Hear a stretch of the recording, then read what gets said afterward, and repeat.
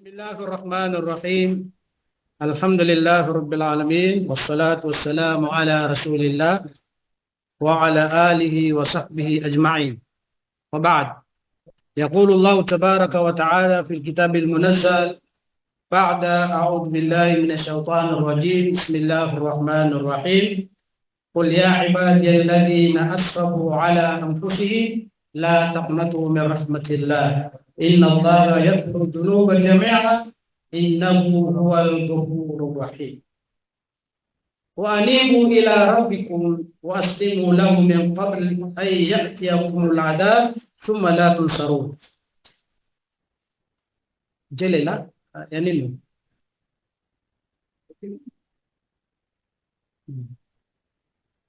Hindi pa nakahusong. Sige, Jelly. Teka muna. Excuse muna kasi hindi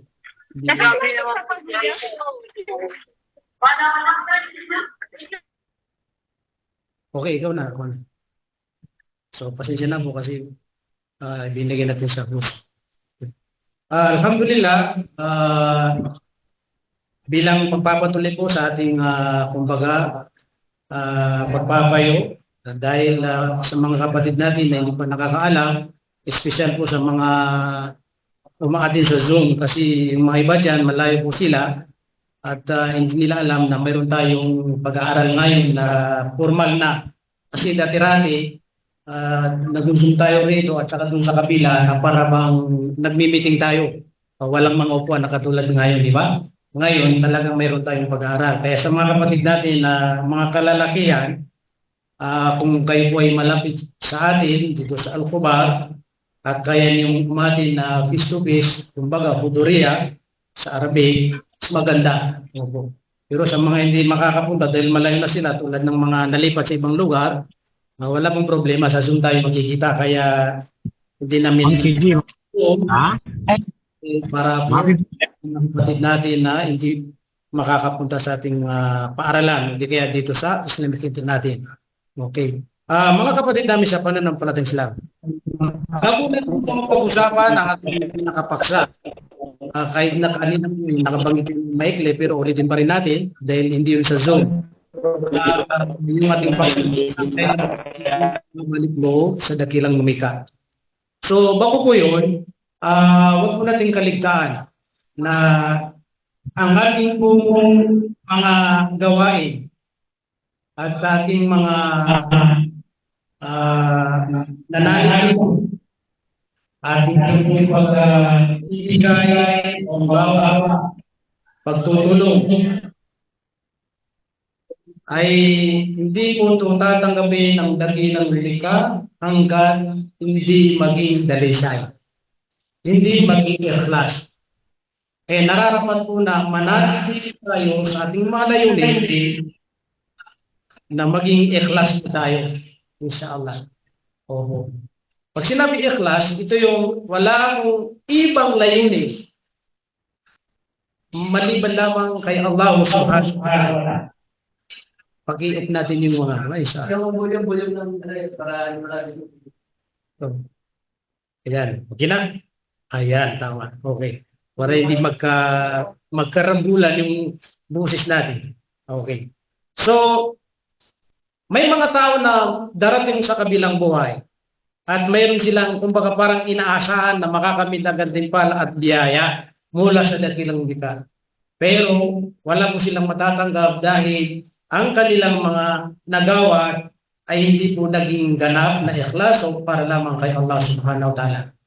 Bakit may nabanggit sa hadith na tatlong klaseng mga Muslim na may mga espesyal na ginawa at kanilang ginawa ay masasabi po natin mga matataas yan na mga gawain. Kasi tatlo yun, ha? Una, yung maalam, sinasabi ng mga eskola. Pangalawa, yung mga mapagbigay, di kaya yung tinatawag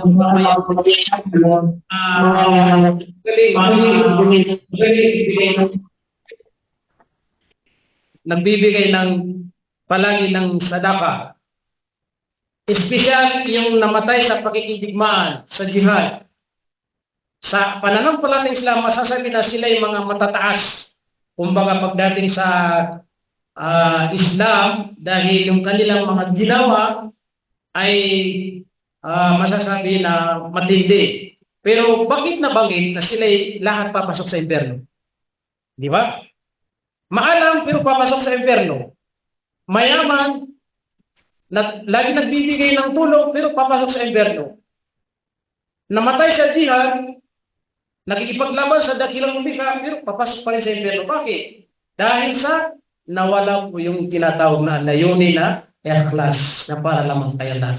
Kasi yung maalam ang sabi doon, habang hadith na yun, nung tinanong siya, natanggap mo ba yung biyaya na pinakalob ng Allah sa'yo? Sabi na, oo, natanggap mo na, naging alim na ako, magaling ako magbasa ng Quran, binabasa ko ang Quran para sa inyo dakilang lumika. Kaso lang, sabi ng mga anghel, kadzabta. Ibig sabihin, nagsinungaling ka, nagbasa ka ng Quran, nagpakita ka na ikaw ay maalam, para masabi ng mga tao na maalam ka, magaling ka. So, kailangan, hindi lang maging layunin. Dahil talagang papasok ka sa impyerno.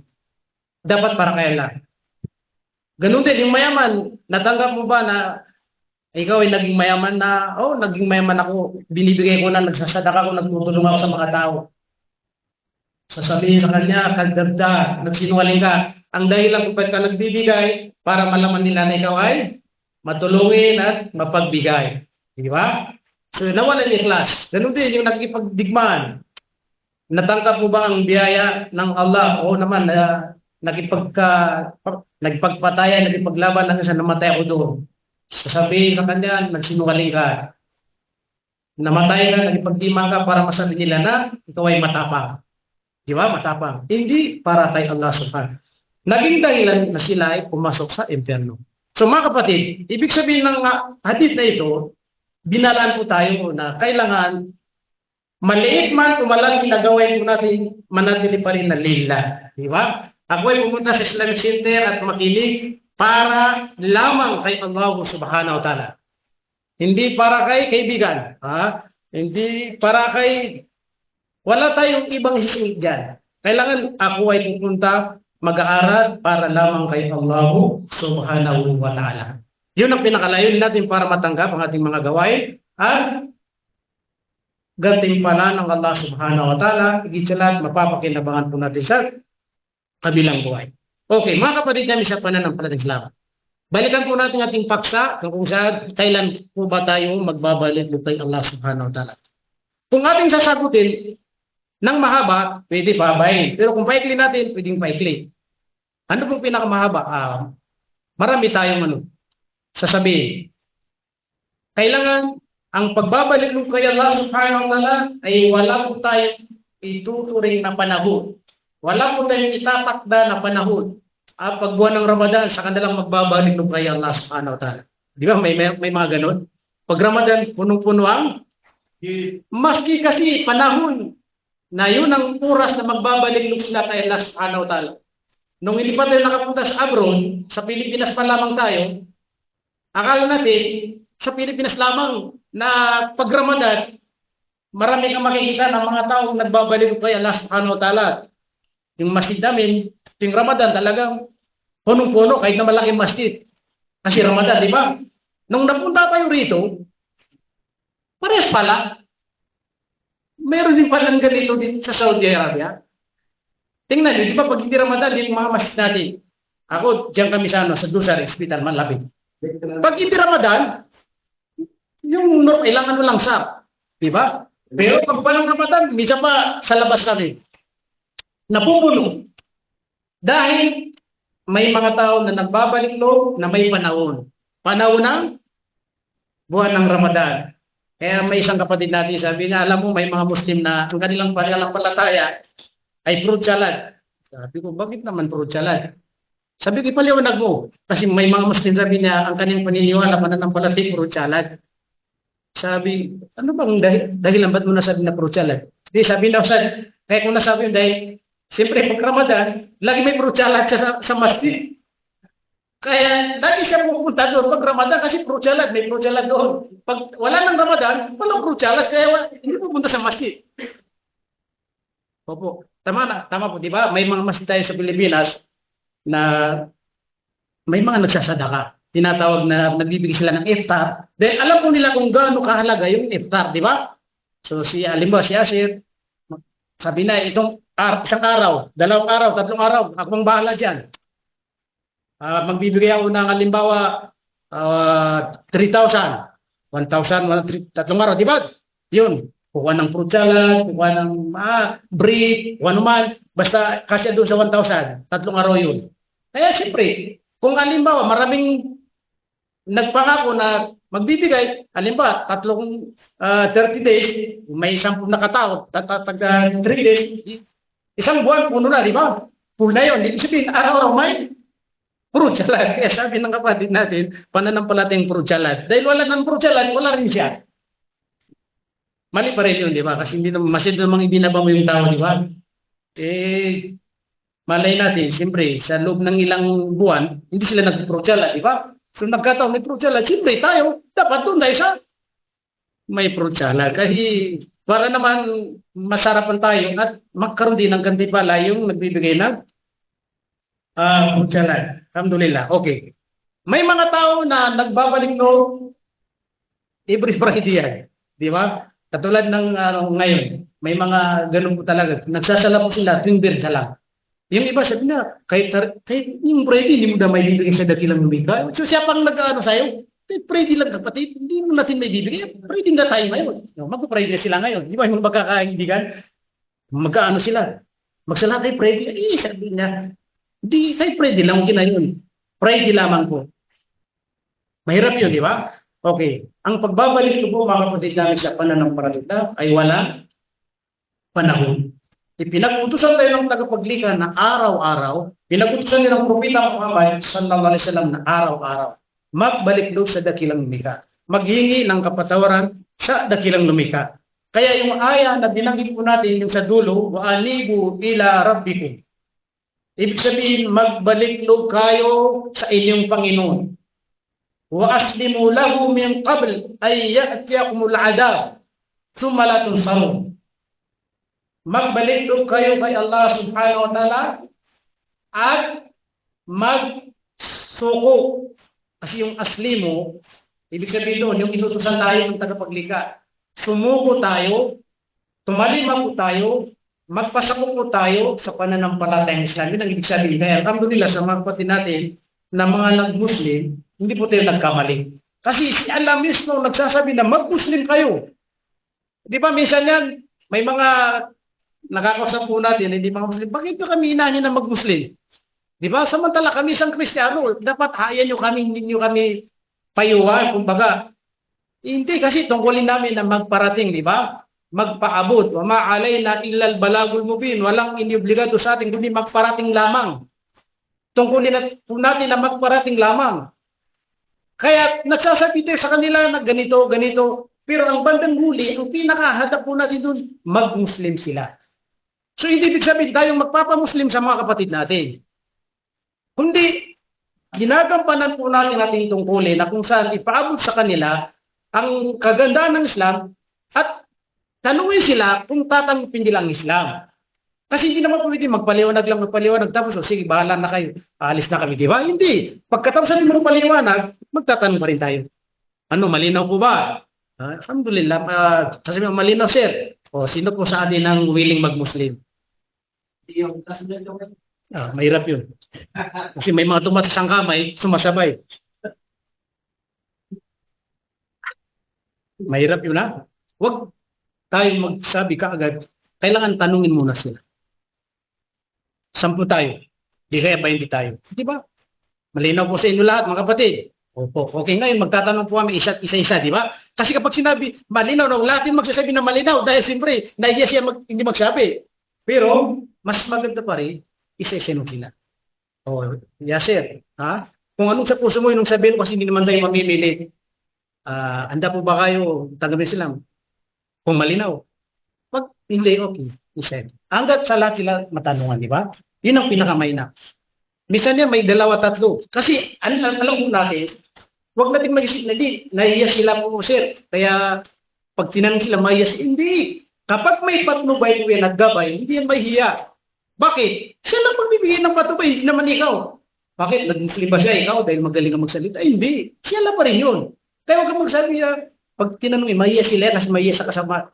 Pag sinabi ito, hindi. Yan siguro hindi. Hindi. Imposible. Ibig sabihin siya ang nakahadlang sa pag-Muslim niya. Ibig sabihin siya palang nagbibigay ng binigyan siya ng pahintulot na harangan niya yung mag-Muslim. Hindi. Kung siya magsabi na hindi. Talagang wala silang patubay. Kasi yan ang sinabi ng Allah. Kapag gusto ni Allah, mag-Muslim. Pag hindi gusto ni Allah, hindi mag-Muslim, di ba? Parang lumalabas to na binibigyan mo ng parang kakayan yung kapatid natin, no? Parang pahintulot na nahahadlangan niya. Ang gabay, dapat nubay, kahit na kung sinong humadlang po dyan. Walang makakapag-hadlang sa kanya. Opo. Yahdi mayasa, o yung billo mayasa. Gagabayan ng Allah kung sino man ang nais niyang magabayan. At hindi niya gagabayan kung sino man ang hindi niya gagabayan. Opo. So mga kapatid namin sa pananampalataya.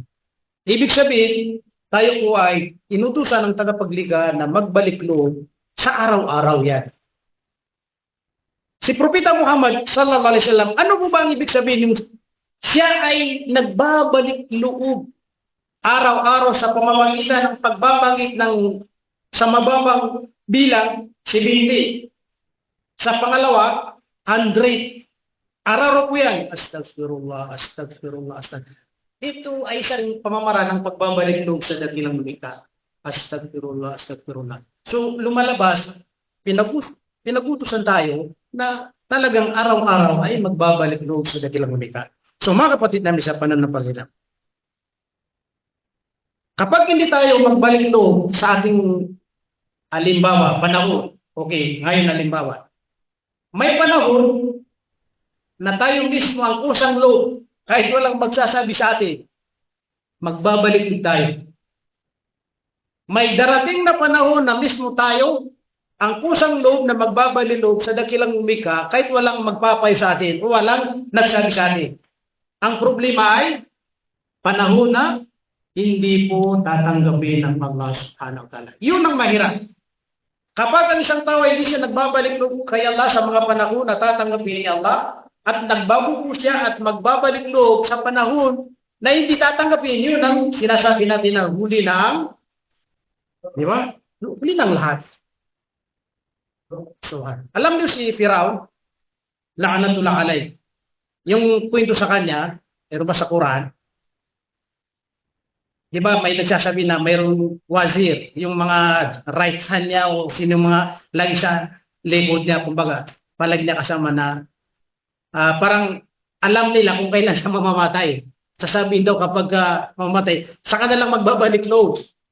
Sa Quran, nabanggit yung mismo na nung mamamatay na siya, magsasabi siya ngayon ng La ilaha illallah, magbabalik loob. Pero hindi pa rin tinanggap ng Allah subhanahu wa ta'ala ang kanyang pagbabalik. Ibig sabihin, mga panahon na hindi tinatanggap. Kasi alam ng tagapagligha anong mayroon sa atin, anong sa isip natin. Kumbaga, lulukuin pa yung tagapagligha. Sino ka, di ba? Na parang, ngayon gumawa ka ng matinding mga kasalanan, tapos sabi mo, walang problema dakilang lumikha. Kasi oras na, magbabalik, hindi mo pwede yun, di ba? Alam ng tagapagligha. Kaya imposible. Ang tama po, yung sinasabi nila kung anong mayroon sa puso natin. Kapag tayo'y mamamatay, yun pa rin ang lalabas. Kung ikaw ay namuhay sa mundo na iba yung nasa puso mo, hindi si Allah, imposible na kapag oras na mamamatay ka, maalala mo siya. Di ba yung mga dating mga nagkukwento na may katotohanan? Mamamatay daw, tapos nagsabi ng mga kamag-anak kasi isa sa sunna, kapag tayo malapit na at nakikita na nanghihina, magbabanggit tayo, magtuturo tayo na La ilaha illallah. Dahil ang hadith, ang sabi ng Propeta Muhammad sallallahu alaihi wasallam, laqinu mautikum la ilaha illallah. Laqinu mautakum la ilaha illallah. Ituro ninyo sa mamamatay sa inyo ang pagbabanggit ng la ilaha illallah. Tayo, halimbawa, kamag-anak po natin, o kaibigan po natin, nandun na tayo sa panahon yun na naghihinalo, di ba? Parang malapit na, siyempre nakikita na sa kanya. So lumapit tayo sa kanya. O kapatid, pakinggan mo ka, tandaan mo, Sabayan mo ako. Banggitin yung la ilaha illallah. Yun ang sunnah. Bakit itinuturo ito sa mamamatay? Dahil sinabi ng mahal nating propeta Muhammad sallallahu alaihi wasallam na man kana akhiru kalamihi la ilaha illallah dakhala al-jannah. Kung sino man ang kanyang huling mabanggit ang la ilaha illallah, tatanggapin sa paraiso. Kaya itinuturo natin sa kanila yun. Pero ito yung sinasabi po natin. Kung ikaw ay nabuhay sa mundo nito, hindi ka sumasamba sa dakilang lumika, hindi ka naniniwala sa dakilang lumika, naniniwala ka pero hindi mo ginagawa ang iyong mga tungkulin bilang Islam Muslim, imposible na mababanggit mong la ilaha illallah. Di ba? Imposible. Kaya yung isang tao daw, ang kanyang laging ginagawa ay sugalor sa baraha. Tapos, nung mamamatay na, sinasabi ng mga nakapalig sa kanila, banggitin yung la ilaha illallah, la ilaha illallah. Tapos, nung kailan na mamamatay, meron siyang nabanggit. Ang problema, hindi la ilaha illallah, ang nabanggit niya, alas. Kasi nung nagsusugal daw, lagi sa kanya yung alas. Siguro mapagaling yun, no? Kasi laging ay alas na siya. Isipin yun, akala nila may babangal, yung pala pagka alas, tapos na. Pagkalaman, ano pala siya, palaging, yan ang mahirap doon. Nabisto na sa tuloy. Di ba? Isa rin, malapit na ito, kwento ng mga kapatid na talagang may katotohanan. Malapit na, mamamatay, tapos yung tinuturan, bakit yung la ilaha illallah? Kasi mahirap makapagsalita. Yun, dugtungan mo, la ilaha. Bandang muli, anong nabanggit niya? Last two. Kasi magaling pala tumaya ng last two. O, pala tao na yun. Last two. Wala na yung la ilaha illallah kasi lumabas yung ano yun. Kaya, mga kapatid, hindi ito biro. Mahirap talaga kasi kung hindi ka tulungan ng tagapagligtas sa oras na mamamatay ka, baka mayroong sekreto ka dyan, may lalabas mo. Magtataka sila, grabe naman ito, kilala ko ito, bakit ibang nabanggit niya kasi may sekreto pala. Hindi tayo pwedeng ganun-ganun talaga. Kasi ang pinag-usapan dito, yung ating, kumbaga, ito nagsinyar na, 10 minutes daw. Ihinto na itong Zoom natin. Sige, mga 9 minutes, hinto kami. Hindi namin kukumplete 10 minutes, di ba? Opo. So, madaling unahan po mga kapatid, na kung saan, kung ano ang nasa puso ng tao, pag oras na siya mamamatay, yun pa rin ang lalabas. Kaya imposible na hindi ka sumasamba sa dakilang lumikha, hindi mo ginagawa yung tungkulin mo bilang Muslim, paano mo mababanggit ang la ilaha illallah? Kaya sa tingin nila, magluto ka. Kung anong laman ng kaldero, ano yung masarap na ulam natin kanina? Yung pangalan yun? Yung ulam natin kanina, anong pangalan yun? Yung masarap? Tangigi. O, tangigi. Magluto ka ng tangigi. Pag ano yan, umusog yan, anong lalabas na mo? Di ba? Tangigi pa rin. Imposible na lalabas nun, watermelon. Na amoy, hindi kaya tilapia. So, ibig sabihin mga kapatid, ang ating pong puso, kung ano man ang nilalaman nito, kapag oras natin ibabayo ng buhay, yan pa rin ang lalabas. Kaya, dapat lagi po tayo umiling sa dakilang lumikha. Na sana ay bago tayong bawian ng buhay, ay mabanggit natin ang la ilaha illallah. Kaya pinapananatili po natin yung pagbabalik ng araw-araw. Kasi sigurado po yan, mababanggit natin inshallah kapag araw-araw. Kasi alimbawa, araw-araw nagbabanggit na astagfirullah. Nababanggit mo siya Allah, di ba? Ako humingi ng kapatawaran. So, ibig sabihin, kapag oras na mamamatay ka, mababanggit yung la ilaha illallah. Dahil, lalong-lalo kapag nabanggit mo, astagfirullah, ibig sabihin talagang humingi ka ng kapatawaran sa dakilang lumikha. So, yan po ang isang panahon na makakaisip ang isang tao na magbabalik kay Allah, pero hindi pa rin tatanggapin ng Allah subhanahu wa ta'ala. Okay. Pangalawa, mayroon ding panahon, ito yung sinasabi na kung saan oras na. Opo, oras na din na mamamatay ang isang tao, mababagit niya rin yung kumbaga sinabi mismo sa banal na Quran. Sa isang talatang sabi po ng Allah, wa anfiqu mimma razaqnakum min qabli ay ya'ti ahadakumul maut. Fa yaqulu rabbi laula akhartani ila ajalin qarib فَأَصَدَّقَ وَكُنْ مِنَ الصَّالِحِينَ. Ang sabi po ng Allah subhanahu wa ta'ala, gugulin niyo ang inyong, kumbaga, mga kabuhayan o mga rizki na pinagkaloob namin sa inyo. Kung ano man ang mga biyaya. Ibig sabihin, magbibigay kayo ng gastos. Magbibigay ng kawang-gawa, magtutulong kayo sa pamilya, basta sa mga nangangailangan. Ito yung utos sa atin kapag mayroon tayo. Bakit? Min qabli ay ya'ti ahadakumul maut. Bago po kayo maabutan ng kamatayan. Kasi kapag namatay tayo, wala na tayong oras na magbibigay pa ng sadaka, di ba? Opo. At darating ang kamatayan sa atin, na kung saan magsasabi tayo na fayaqula rabbi laula akhartani ila ajalin qarib. Magsasabi tayo, aking Panginoon, kung maaari bigyan niyo kami ng palugit. Kahit may lamang yung buhay namin eh, kumbaga madagdagan kahit ilang minuto lamang o ilang segundo lamang. Anong gagawin? Fa'asaddaqa wa kum minas salihin, at tayo ay gagawin natin ating sarili na mapagbigay, at gagawin natin ating sarili na kabilang sa mga salihin. Pero hindi pa rin tatanggapin ng Allah subhanahu wa ta'ala dahil wala yuakhirullahu nafsan idza ja'a ajaluha.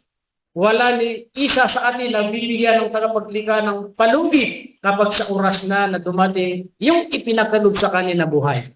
Likulli ummatin ajal, fa idza ja'a ajalum la yastakhiruna sa'atan wa la yastaqdimun. Bawat isa ay pinakaloban ng Allah ng buhay, pero hindi natin alam kung kailan ito mawawala. At kapag oras na, dumating ang oras na yun, hindi na pwedeng iatras at hindi iabali, sa oras na mamamatay at mamatay pa rin tayo. So, panahon na magsisisi pero hindi tatanggapin ng Allah. Sa pangalawa, dahil malapit ang ating oras, ay magsisisi tayo pagdating natin sa tinatawag na libingan. Ito yung malaking usapin dito sa social media. Huwag tayo dumako doon. Basta lang mabanggit natin, binanggit sa banal na Quran. Na kung saan sinabi mismo sa banal na Quran, na pagdating doon sa araw na yon, panahon na yon, magbabalik pa rin tayo ng parang magbabalik loob pero hindi pa rin tatanggapin ng Allah subhanahu wa ta'ala. Kaya sa isang aya, ang sabi po ng Allah, hatta idza jaa ahaduhumul maut qala rabbi irji'un la'alli a'malu salihan fima tarak kalla innaha kalimatun huwa qailuha wa min wara'ihim barzakhun ila yawmi yub'atsun. Na kung saan hanggang sa dumating ang kamatayan sa isa sa kanila o dumating ang kamatayan sa kanila at sasabihin nila, aking Panginoon, la'alli a'malu salihan fima tarak. Kung maaari, bigyan kami ng pagkakataon na makabalik sa mundo. Makabalik. Qala rabbi irji'un, makabalik sa mundo. Anong gagawin? Tiyak namin gagawin lahat ng hindi namin nagawa ng mga mabubuti nung kami nasa mundo. Hindi kami nagdadarasal, magdadarasal kami. Hindi kami nagbibigay ng zaka, magsasaka kami. Hindi kami nag-ayon ng buwan ng Ramadan, mag-ayon kami. Hindi kami nagsagaw ng hajj, mag-ayon. Lahat ng aming naiwan ng mga gawain, ng mga pagsamba, lahat namin gagawin. Pero sasabihin sa kanila, kalla innaha kalimatun huwa qailuha. Kumbaga sa salita, parang salita lamang yan. Sa tutulak, kahit binigyan ng pagkakataon, hindi pa rin gagawin yung mga, kumbaga iniwan mo ng mga pagsamba. Sa ngayon, sabi ng Allah, kaharap mo ngayon ng libingan hanggang sa hintayin mo ang kabilang buhay. So, hindi pa rin tatanggapin ng Allah subhanahu wa ta'ala na panahon na magbabalik tayo. Pangatlo na panahon na magbabalik lubang isang tao ay sa kabilang buhay. Kahit na sa kabilang buhay, nakapag-isip pa rin na magbabalik sa dakilang lumikha. Kaya ang sabi sa Quran, walau tara idil mujrimuna nakisu ru'usihim 'inda rabbihim, Rabbana absarna wa sami'na farji'na na'mal salihan inna muqinun. Makikita at makikita ng mga makasalanan sa kabilang buhay ang kaparusahan ng Allah subhanahu wa ta'ala.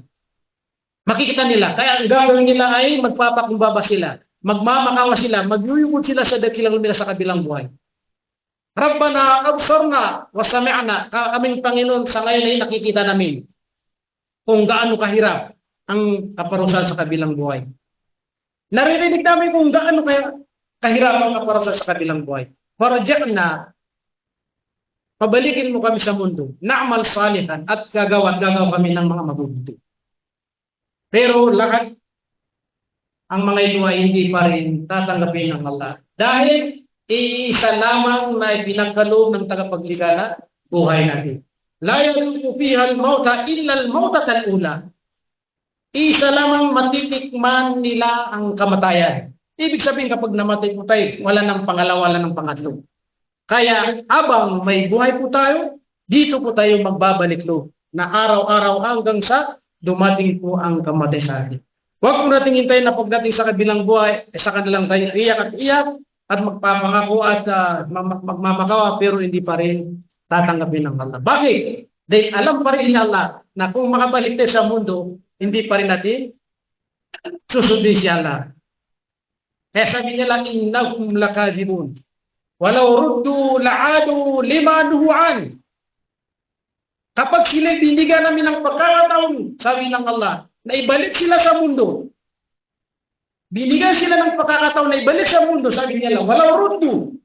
Kahit bigyan sila ng pagkakataon na ibalik sa mundo, la'adu lima nuhu'an. Babalik at babalik pa rin sila sa dati nilang mga gawain. Alam niya lang, innahum lakadibun. Katotohanan sila yung mga sinungaling sa din ng Allah subhanahu wa ta'ala. Kaya itong mga tao na sinungaling dito sa mundo, pagdating sa kabilang buhay, hindi pa rin paniniwala kasi namatay sila sinungaling pa rin. Nawala. Minsan tayo, alam natin, pagka nawala yung tiwala, di ba? Ang tagapagliga, mas alam niya kung anong mayroon tayo. Kaya bang may buhay mga kapatid, araw-araw, magbabalik loob kay Allah hanggang bawian tayo ng buhay at dumating ang kamatayan na tayo nasa tamang pananampalataya. Dahil kung meron akong 3 minuto, may mga bago po na umatin sa Zoom, pwede natin sila bigyan ng pagkakataon habang hindi pa ito na naka-off. Dito, walang problema kahit na matagal tayo rito, nandito na tayo. Pwede yung sa Zoom kasi mamamatay ito mga 3 minuto yata.